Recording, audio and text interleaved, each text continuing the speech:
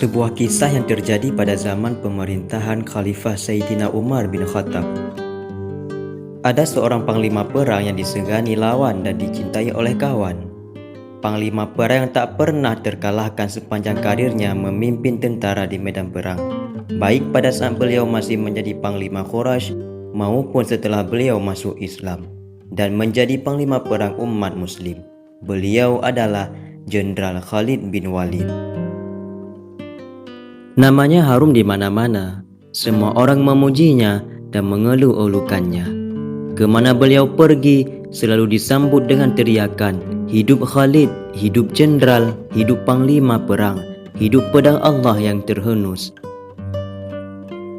Beliau mendapat gelar langsung dari Rasulullah SAW yang menyebutnya sebagai pedang Allah yang terhunus. Dalam suatu peperangan, beliau pernah mengalahkan pasukan tentara Bizantium dengan jumlah pasukan 240.000. Padahal pasukan muslimin yang dipimpinnya saat itu hanya berjumlah 46.000 orang saja. Dengan kejeliannya mengatur strategi, pertempuran itu bisa dimenangkannya dengan mudah. Pasukan musuh lari terbirit-birit. Itulah Khalid bin Walid. Beliau bahkan tak gentar sedikit pun menghadapi lawan yang jauh lebih banyak. Adapun satu kisah menarik dari Khalid bin Walid, dia memang sangat sempurna di bidangnya. Dia ahli siasat perang, mahir segala senjata, piawai dalam berkuda, dan karismatik di tengah prajuritnya. Dia juga tidak sombong dan lapang dada, walaupun dia berada dalam puncak popularitasnya. Pada suatu ketika, di saat beliau sedang berada di garis depan, memimpin peperangan, tiba-tiba datang seorang utusan dari Amirul Mukminin, Sayyidina Umar bin Khattab, yang mengantarkannya sebuah surat. Di dalam surat tersebut tertulis pesan singkat, "Dengan ini saya menyatakan Jenderal Khalid bin Walid dipecat sebagai panglima perang." Menerima kabar tersebut, tentu saja sang jenderal sangat gusar hingga tak bisa tidur. Beliau terus-menerus memikirkan alasan pemecatannya. Kesalahan apa yang telah saya lakukan? Kira-kira begitulah yang berkecamuk dalam pikiran beliau kala itu. Sebagai prajurit yang terbaik, taat pada atasan, beliau pun segera bersiap menghadapi Khalifah Umar bin Khattab.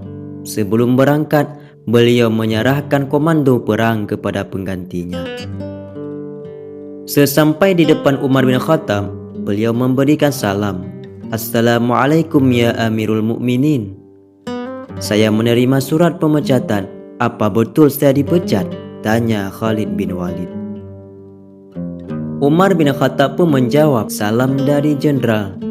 "Waalaikumsalam warahmatullah." "Betul Khalid," jawab Khalifah. "Kalau masalah dipecat itu hak Anda sebagai pemimpin. Tapi kalau boleh aku tahu, kesalahan apa yang saya lakukan sehingga Anda memecatkan saya?" "Kamu tidak punya kesalahan," jawab Khalifah. "Kalau tidak punya kesalahan, kenapa saya dipecat? Apa saya tak mampu menjadi panglima?" tanya Khalid bin Walid. "Pada zaman ini, kamu adalah panglima terbaik. Lalu kenapa saya dipecat?" tanya Jenderal Khalid yang tak bisa menahan rasa penasarannya. Dengan tenang Khalifah Umar bin Khattab menjawab, "Khalid, engkau jenderal terbaik, panglima perang terhebat. Ratusan peperangan telah kau pimpin dan tak pernah satu kali pun kalah. Setiap hari masyarakat dan prajurit selalu menyanjungmu. Tak pernah saya mendengar orang menjelek-jelekkanmu. Tapi ingat Khalid, kau juga adalah manusia biasa. Terlalu banyak orang yang memuji bukan tidak mungkin akan timbul rasa sombong dalam hatimu. Sedangkan Allah Subhanahu wa Ta'ala sangat membenci orang yang memiliki rasa sombong di hatinya. Seberat debu rasa sombong di dalam hati, maka neraka jahanam tempatmu. Karena itu, maafkan aku wahai saudaraku, aku menjagamu, terpaksa saat ini kau saya pecat. Supaya engkau tahu, jangankan di hadapan Allah, di depan Umar saja kau tak bisa berbuat apa-apa." Mendengar jawaban itu, Jenderal Khalid tertegun, bergetar dan goyah. dan dengan segenap kekuatan yang ada beliau langsung mendekap Khalifah Umar bin Khattab. Sambil menangis beliau berbisik, "Terima kasih ya Khalifah, engkau saudaraku." Bayangkan mengucapkan terima kasih setelah dipecat, padahal beliau tak berbuat kesalahan apapun.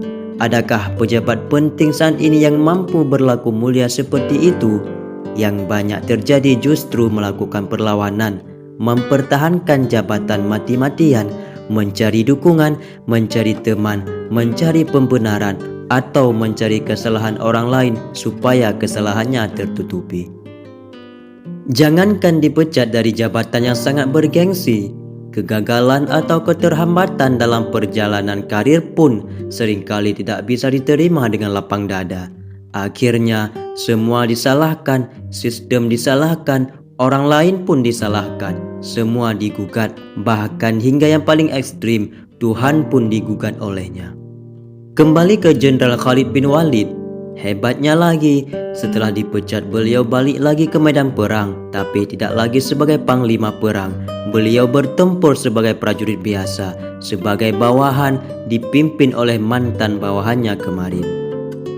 Beberapa orang prajurit terheran-heran melihat mantan panglima yang gagah berani tersebut masih mau ikut ambil bagian dalam peperangan, padahal sudah dipecat.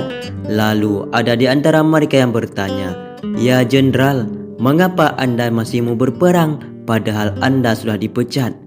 Dengan tenang Khalid bin Walid menjawab, "Saya berperang bukan karena jabatan, popularitas, bukan juga karena Khalifah Umar bin Khattab.